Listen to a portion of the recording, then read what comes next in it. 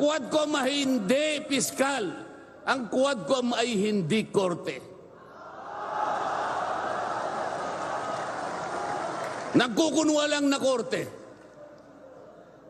Yung mga chairman ng 4 na komite doon, wala ni isang abogado. Pero naalala ko yung isa doon, kamukha ni Attorney Agaton. So sa halip na ang unahin ay yung kapakanan ng mamamayan, sa harap at liwanag ng napakaraming nakabantang panganib sa atin, sa ekonomiya, panglipunan, pangsiguridad, korupsyon, katiwalian, bakit ang inuuna ay usigin ng isang tao na hindi naman ipadadaan sa tamang proseso ng batas?